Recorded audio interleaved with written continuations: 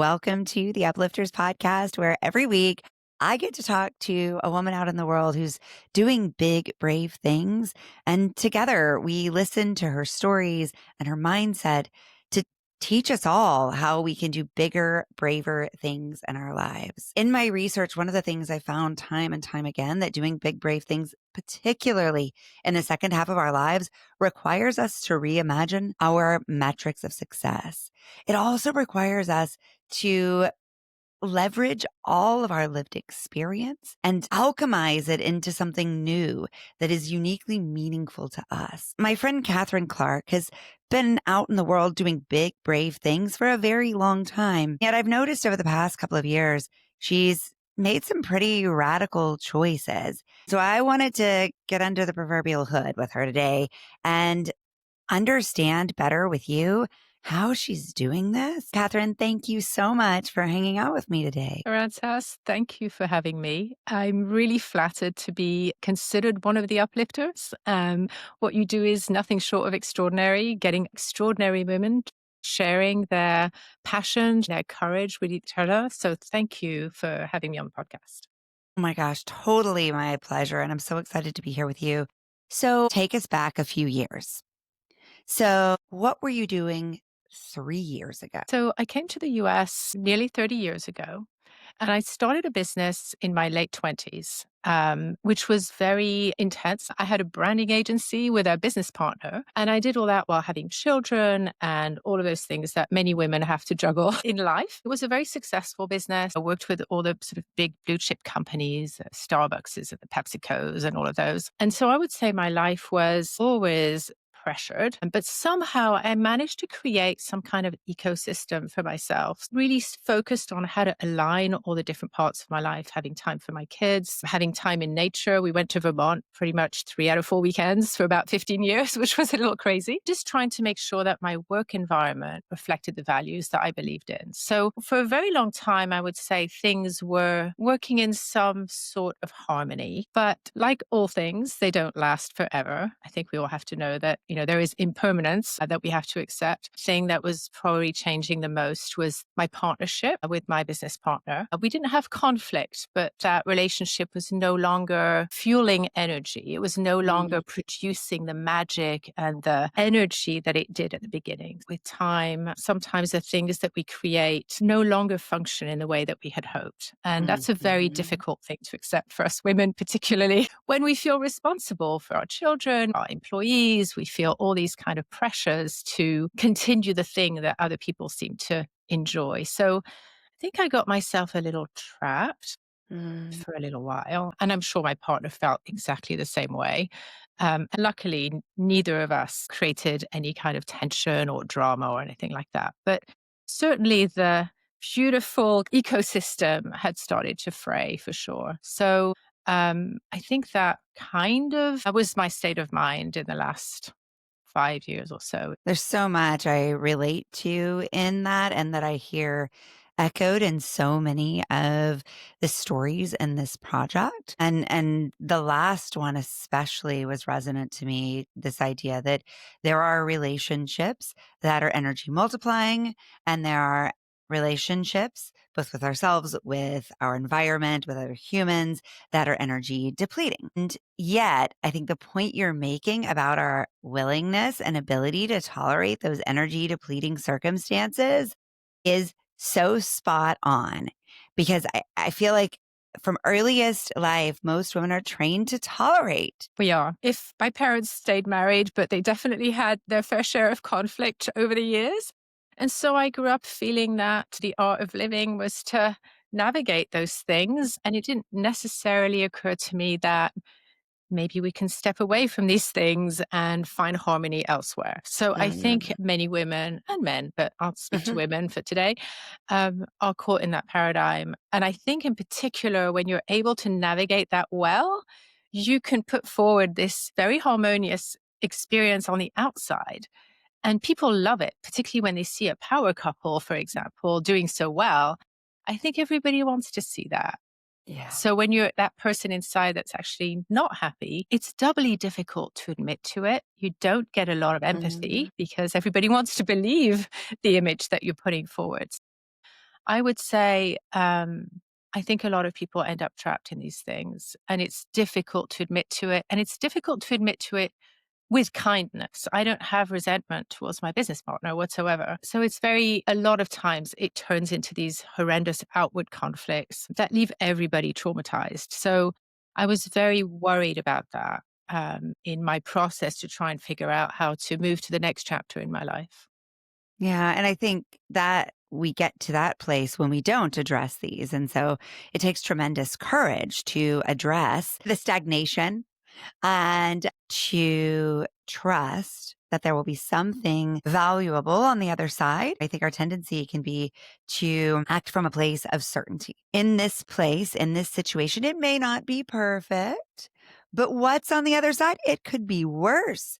It'll definitely be new. It could be uncomfortable. It could destroy some of what I've worked so hard to create. It requires me to rebuild, right? So when we start to spiral in all the what ifs and the worries, and that burns all of our energy to act and create change.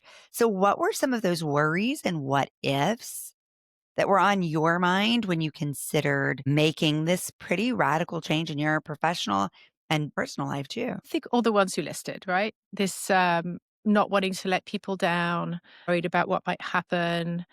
And also, I will say one thing I did learn along the way is that everything has to work together. It's not just your career, it's not just your role as a mother or a wife or a friend. All those things somehow need to find their ecosystem. And I knew that I couldn't change one piece without everything else changing. So I kind of waited. And I think when we get to our 50s, something happens. My children became adults. They left the nest. They started to become more independent. That opened up a whole new dynamic in my life. So suddenly that chapter opens.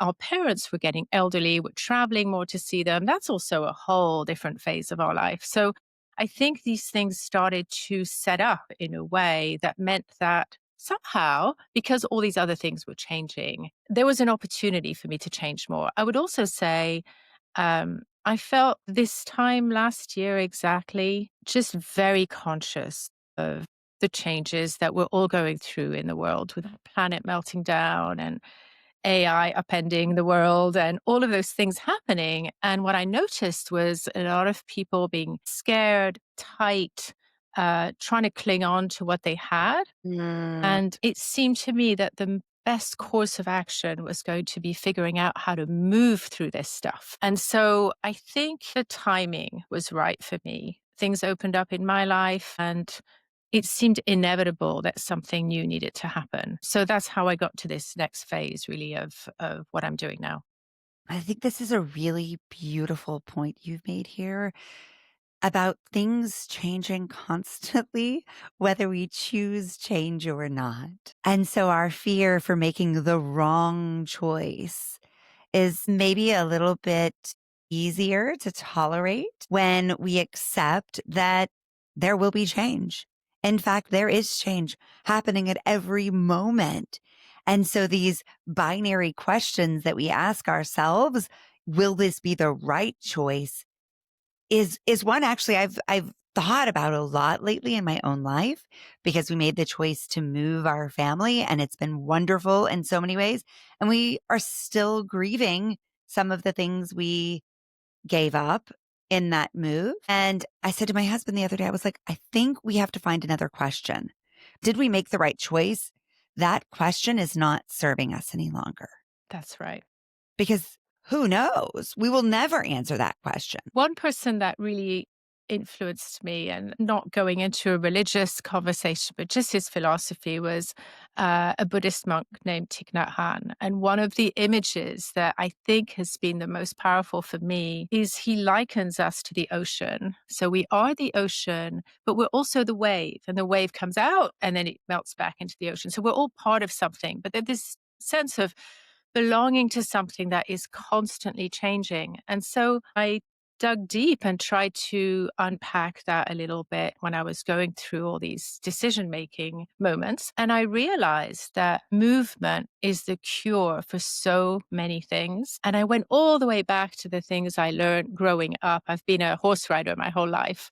And one of the big lessons I learned with horses is that, like humans, they sometimes get tight and into their own heads and just like a little ball of negative energy. And the best thing to do is to make them move, give them free rein, push them forward, let them express themselves. And suddenly they become reconnected, they become open, they become fluid, and you can start to reconnect with them. So I realize I know this inside. I feel this in my body, this idea of how to move. And so I think that really helped me in my transition that there's nothing worse than actually being stuck and tight and bucking.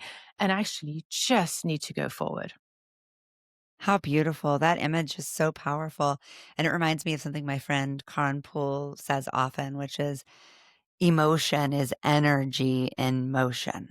It is emotion. And I think it is that movement through it rather than trying to hold it that lets us both release the intensity of it, but also let it teach us I the love way. that emotion. Emotion, cool, It's a right? beautiful thing. So then becomes how do you move well? How do you move? Mm. You could throw yourself all over the place, but you you will get hurt.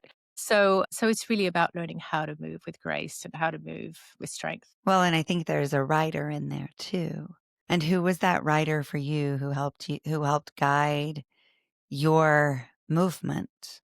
So I think for me, learning how to move came through a practice called gyrotonics, which is a combination of Tai Chi, yoga, and dance. But essentially, it's a study of movement and how to move in a way that actually expands your body instead of hurting it. So making Mm. space between all of your joints, making you a bigger, stronger person. So I've been doing this for about 15 years or so, and I've become an instructor. And some of the teachings that I learned about your inner strength and knowing where that is and being very nurturing of that, what they call the seed center, if you like, is the key to everything. The idea that things have to be connected. And I think that goes back to what I was saying earlier. How do you make the whole thing move in concert as opposed to moving one piece and hurting all the other pieces? So I spent a lot of time trying to think through what I learned physically, whether it's the horses or the gyrotonics, and applying it to what how I was going to move, what I was going to offer my clients, because I think they're all in desperate need of knowing how to move themselves. Mhm. They have no choice but to make big changes in their brands and their business. So how can I be a source of that fluidity and that momentum for them? How beautiful. And I want to talk about how you did that for your clients. We've heard, in a sense, how you did that in your own life, talking about the alignment that allowed you to be in Vermont, to be present for your children, to be impactful in your work. And so, as you began to reimagine your future, and you were sure you didn't want to stay where you were, but talk to me how you thought about where you wanted to go and how you wanted to build that. So I love what I do. I Mm. never stop loving what I do, Mhm.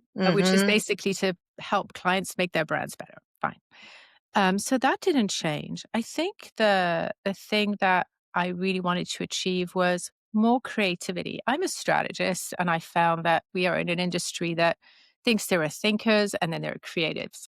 And to me, thinking without creativity is not productive.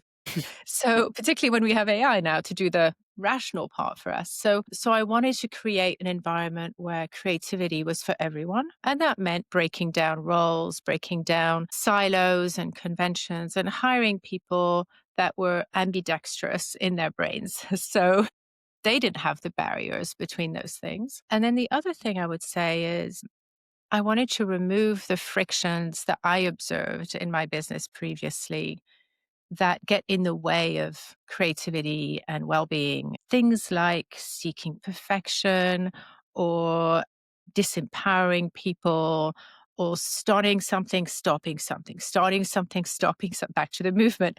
How do we make this flow? How do we make this a lot easier to get through? I didn't change what I do. I just changed how we do it. Mm. And I changed it completely. And it's been the most pleasurable experience I've ever had working. But that was really what I set out to do, is to bring movement into the business that I'm in. I love that. And just to sort of recap what you're saying there, I think the first big lesson in your approach is that we don't need to throw the baby out with the bathwater necessarily.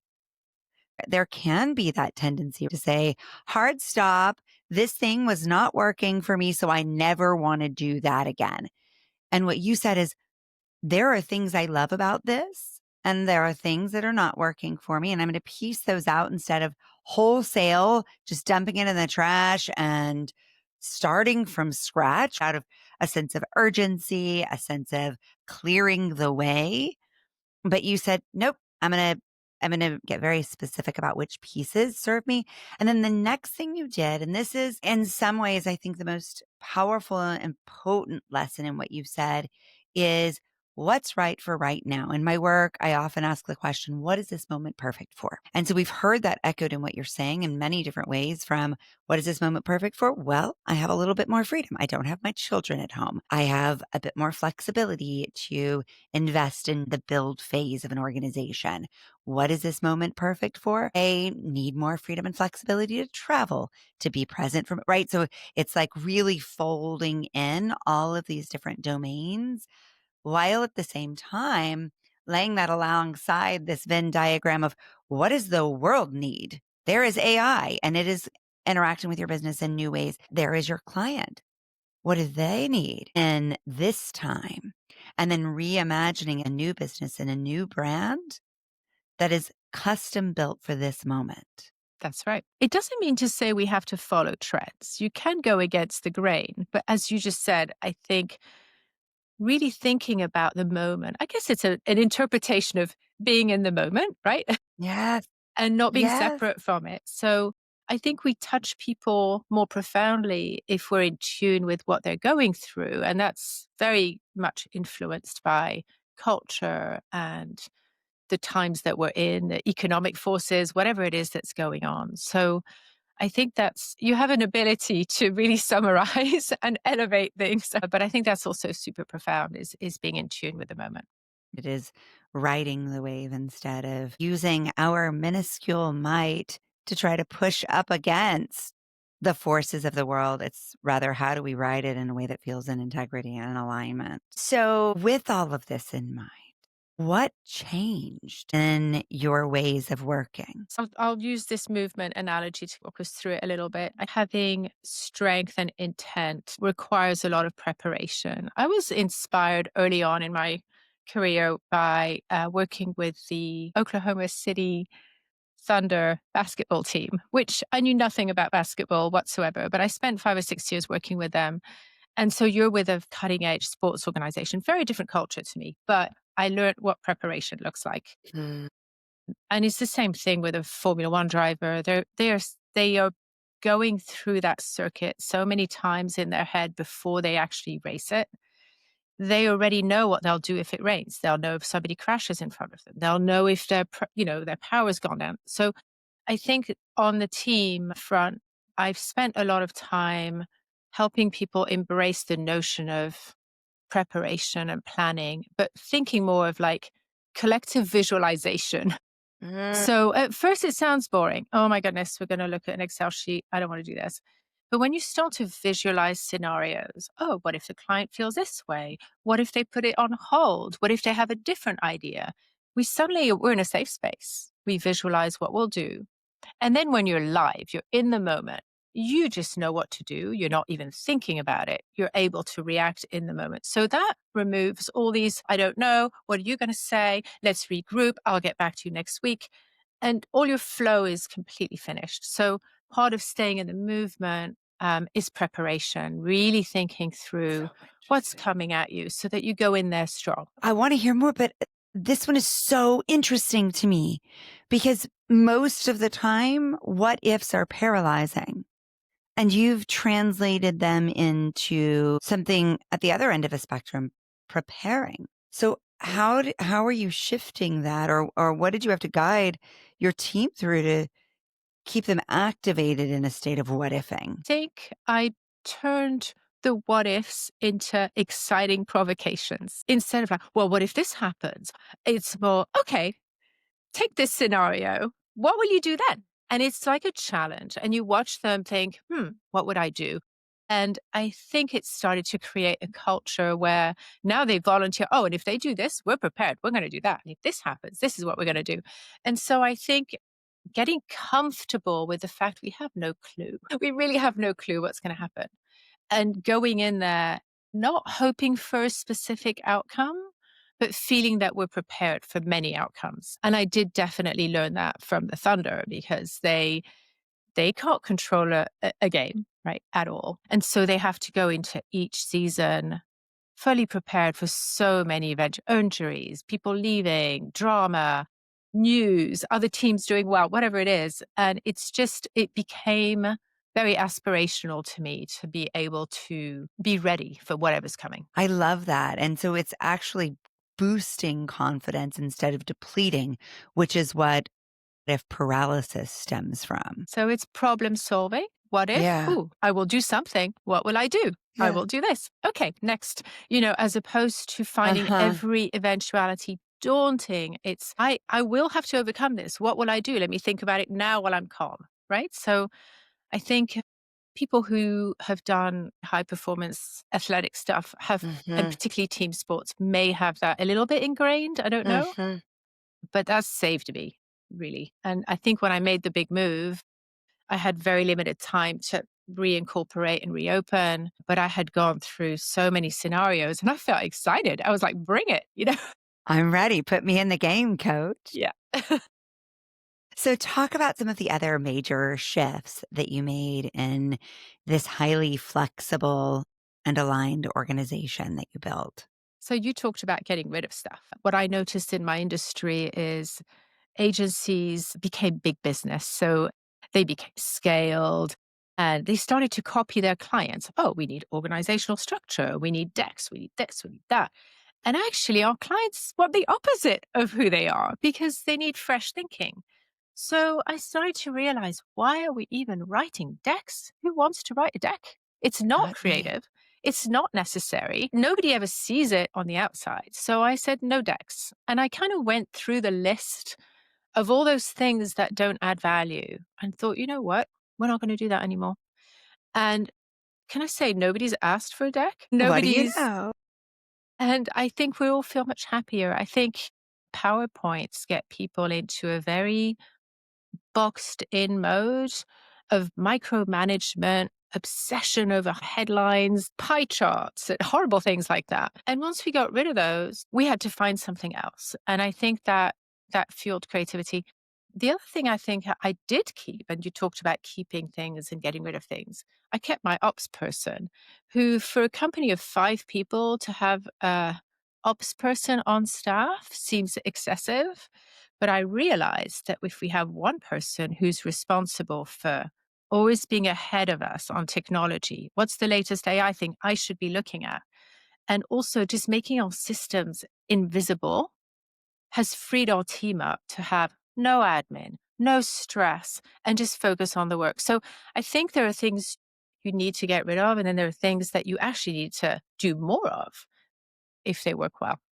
I love that. And you would never have been able to isolate that variable had you not had decades of experience. And I firmly believe that in the second half of life, we are so much better prepared to do bigger, braver things. And this whole story that we are less able to do this, that we should sort of quietly slip into the background, is just complete and total nonsense. Because these poor kids coming up and trying to do it are just working from gut and instinct, which has its power. And we know some stuff. It's just that we don't necessarily, because of our risk aversion, and for many of us, our fear of breaking down what we've worked so hard to create, don't take the calculated risk that you're taking. I think there's an atmosphere when you get in your 50s, and it's very pronounced in the US, that you're not a great employee anymore. For some reason, it's really hard for people to get a new job, to change something major in their career, unless they're C suite. Mhm, And that's really quite depressing. And mhm. so I'm seeing more and more what I would call mid level, director level people who are in their 50s say, I'm going to have to go do my own thing, which is great because they actually have, as you say, so much knowledge. I'm hoping it creates a reverse economy where suddenly organizations are like, hang on a minute, I'm going to go and get this 60-year-old over here because they've got something to offer that is knowledge and wisdom and insight and maybe more intuition in some ways. But I think that second half of life, I think I need to rebrand that so it doesn't feel like the last half somehow. I think of it as the grown-up half. True. Yeah, you're not agonizing about all those things that, Yeah. maybe were I feel like difficult an adult now. That in was a the good goal. way, right? Yeah, In a good way. yeah. So I think I hear a lot about retirement as well. I don't really aspire to personally, and I know a lot of Yeah. women are the same, to check out and do nothing. On the contrary, I'm thinking, what am I doing after this? It might be small, it might be whatever, but I'm going to keep going because Uh-huh. you keep growing and you keep getting more fulfilled. Yes, and I mean, part of it too, I think, is through your growth mindset orientation, and there is recent science that shows that women's growth mindset peaks in our 40s, and our desire to learn is there, and yet I think this very damaging story that it's too late for us to learn anything, our brains are set and settled, and we should kind of quiet quit in our organizations and just check out and, draw a big paycheck is hurting a lot of our sense of self-belief. Going back to this idea of how you built your team, and it is very much related to what you were just saying about, I hope this creates a reverse trend in which companies are saying, I want this neurodiverse 25-year-old sitting beside this deeply traditional 60-year-old woman, and I wanna see what magic comes out of their brains. And I think you have very intentionally created a team of diverse thinkers. And so talk about why that was important to you. I think, first of all, back to the frictions, you definitely want to have a team that can build on each other and feel Mhm. excited to come into work, right? As soon as you have toxicity, I mean, that's over. I think one of the things also that I'm really committed to is getting people who, and it took me a long time to find the right word. I'm still not sure this is the right word, but people who have ambidextrous brains. I do love it so much.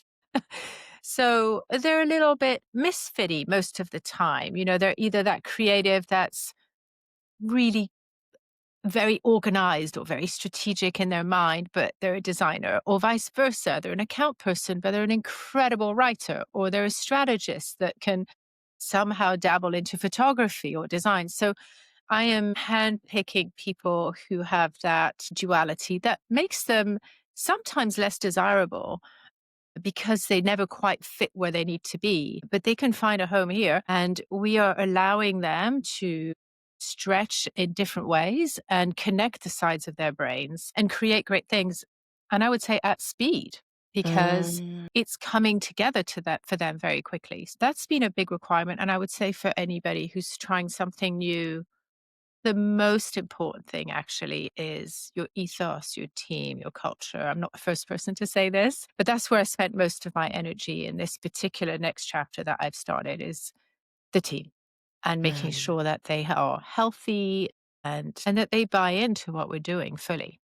Why is that the most important piece? When it isn't, and I've seen this with the 25 years that I had my previous agency, we had incredible moments, but we also had some pretty bad moments. And, we got out of them. But when things start to not work out, you can't tell what's wrong. And you told me this, oh, you had this insight, you're able to isolate these things. When you have chaos, you don't know what's wrong. You don't know who the Mhm. person is that's causing the problem or what the practice is that needs to be changed. So you're chasing all these things, and it's actually extremely difficult.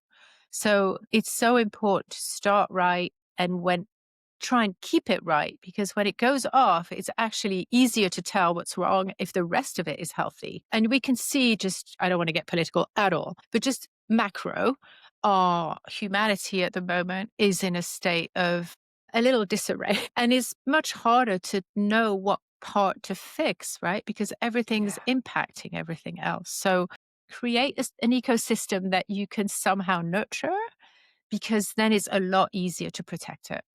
One of the lessons from this is to go back to basics. It was easier to create this very cohesive team and unified organization because it was smaller and it was very conscious and very aware. And I find for my clients, when they are in chaos, my first action with them is to get them back to basics. Like, let's talk about sleep.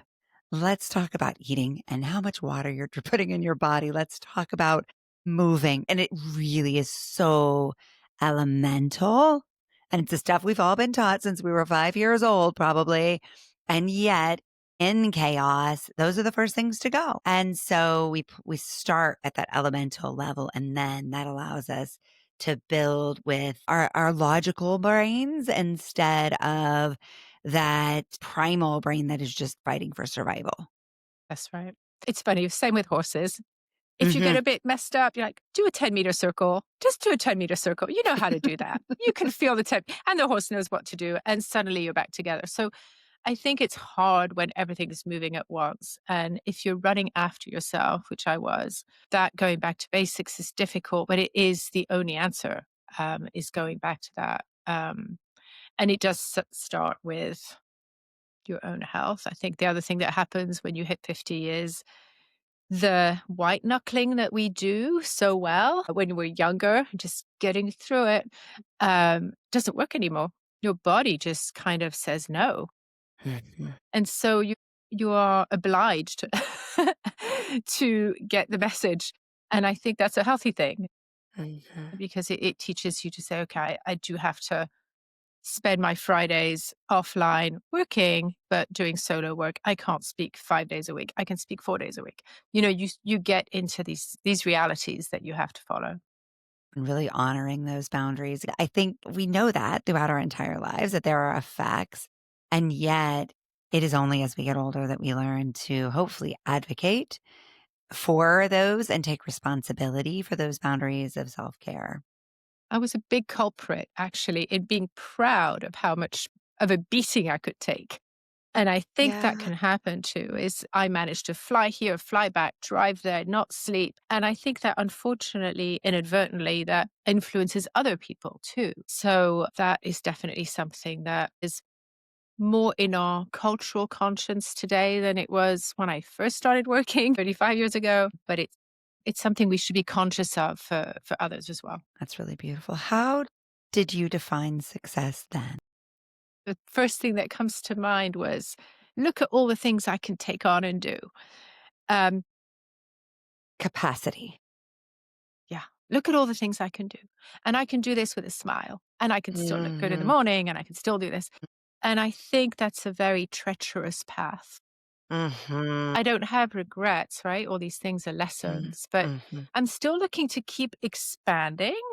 But what I've learned is we have to breathe. So, you have to Mhm. exhale a little bit while you can't just keep ballooning. I have memories of being in my car and having to pull over on the side of the road thinking, oh my God, this is too much. My stuff's in one country. I'm flying to this place. My husband's over here. I don't know what's going on. And just breaking down a little bit and feeling disjointed. So I think we have to remember to breathe, and so that we can expand, but we have to just shrink a little bit before we expand again.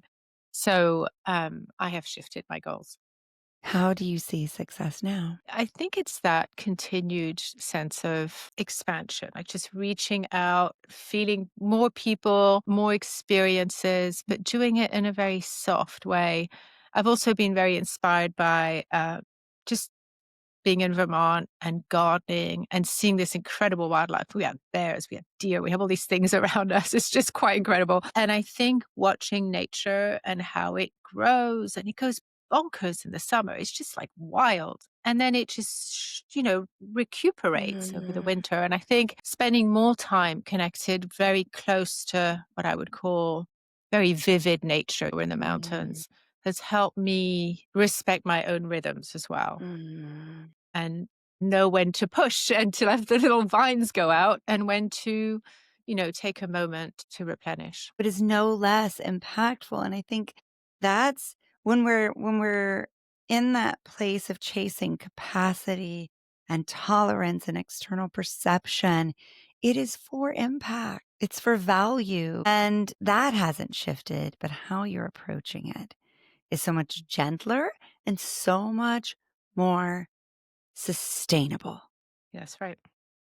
Instead of a short burst and burning out and then having to recover and take a step back and then pushing forward, it is a steadier progression, I imagine.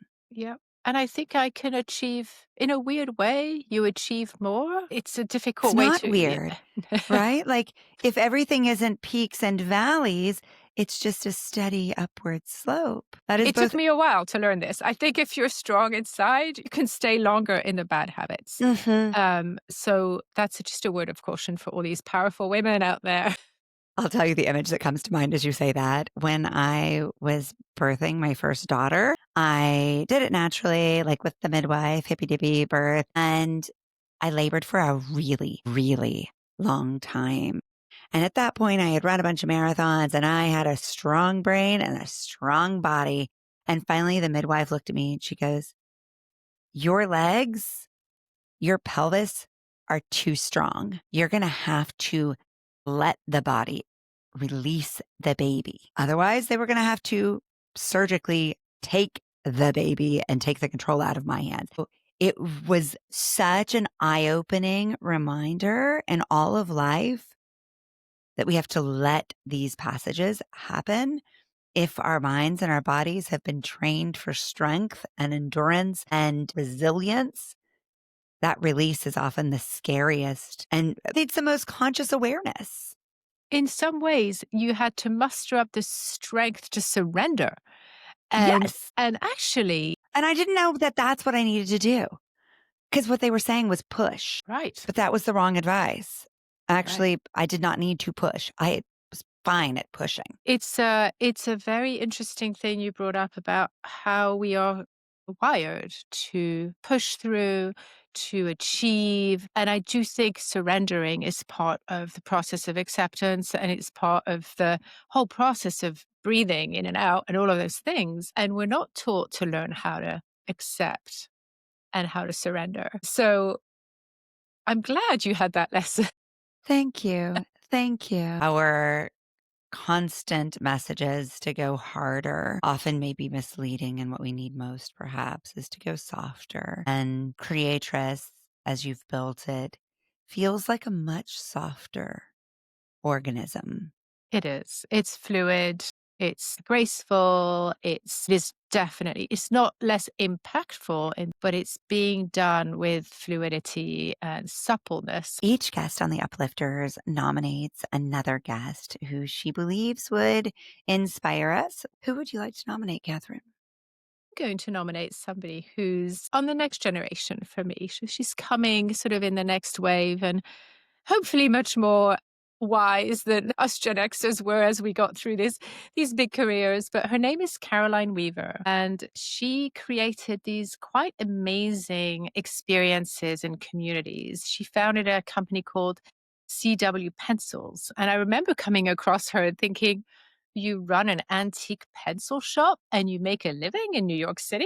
But she did. And she became world renowned for what she was doing here in New York and really creating this very sort of analog business in a Mm. very virtual world. And her new venture is called the Locavore. And she's created a guide of local businesses all around New York. She personally walked every single block of all the boroughs and collected all these little businesses that aren't registered anywhere, from a deli to a shoe store to a flower shop. And so she's created this thing.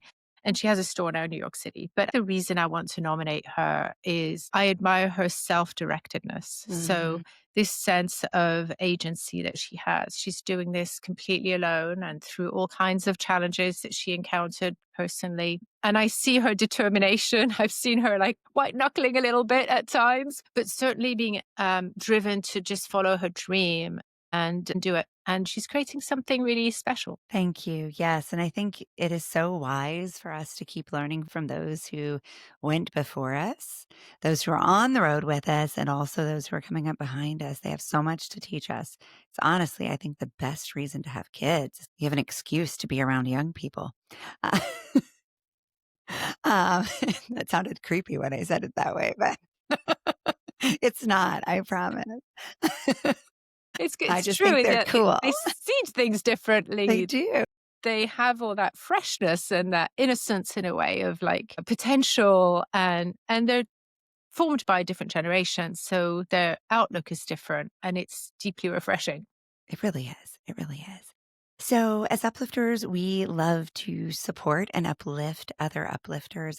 How can we support you and the beautiful work that you're doing in the world, Catherine? I think if I felt that any of what I said encourages anyone to move, maybe start by moving your body Mm, and noticing what's happening and try and apply that to maybe something that you are struggling with, where you're blocked. You will learn a lot from studying how your body moves and help yourself move emotionally. This is my new thing. I love it. It's a beautiful thing. thank you, So I think Karen. knowing that maybe somebody will try this out or think about it for a minute or two would be of tremendous help to me, just knowing I've inspired some other women. That I can say with absolute certainty because I'm going to go look at gyrotonics as soon as we hang up and explore some different ways of moving my body after all these years of running. A more gentle, loving approach to movement sounds really delicious and right for Beautiful. right now. Thank you, Arantas, for a Thank, really rich conversation. I absolutely loved this. thank you. It's been such a joy. Thanks for watching the Uplifters podcast. If this inspired you, hit subscribe and tap the bell to stay uplifted. Give this video a thumbs up and share it with someone who needs a little lift today. Big love. Painted water sunshine with rosemary and thyme. Dwell in the perplexing, though you find it vexing. Toss a star and hover, be your own best lover. Relish in a new prime, plant a tree in springtime. Dance with idle hindsight, bring the sun to twilight.